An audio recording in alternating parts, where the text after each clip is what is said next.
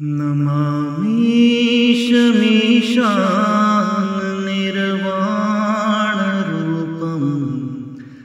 विभुं व्यापकं ब्रह्मवेदस्वरूपं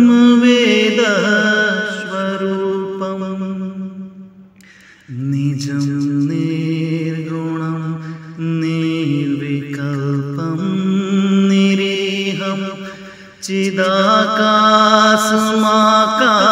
चिदाकाशमाकाशवासं भजेऽहं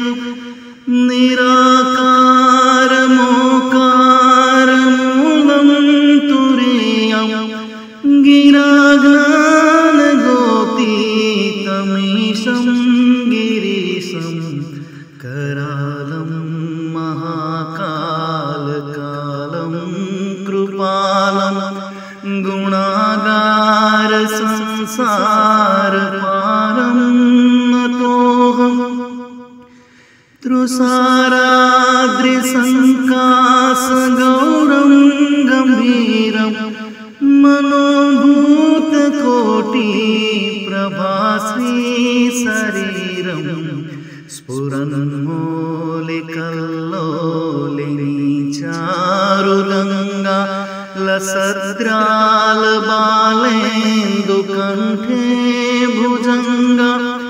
चलत्कुण्डलं शुभ्रनेत्रं विशालं प्रसाननं नीलकण्ठं दयालं मृगाधीशचर्माम्बरं मुण्डमालं प्रियशङ्करं सर्वनाथं भजामि प्रचण्डं प्रकोष्ठं प्रगल्भं परेशम् अखण्डं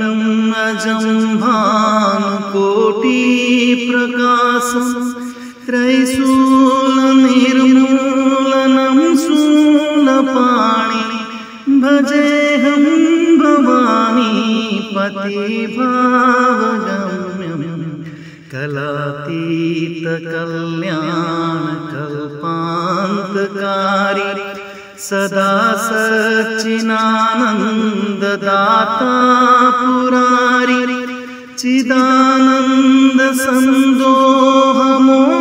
चिदानन्दसन्दोहमोहापहारी प्रसिद्ध प्रसिद्ध प्रभो मन्मथारी न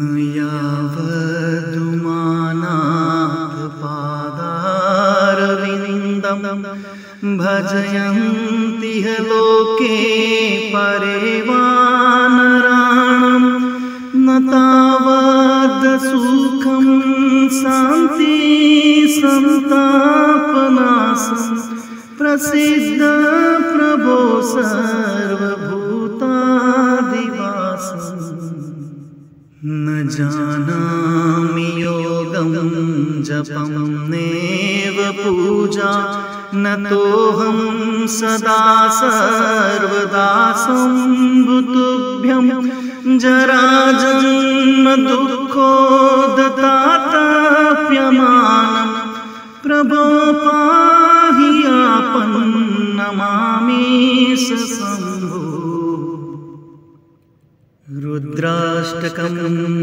इदं प्रोक्तं विप्रेण हर्षातये ये पठन्ति नरा भक्त्या तेषां शम्भो प्रसीदति इति श्री गोस्वामी तुलसीदास कृतं रुद्राष्टकं सम्पूर्णम्।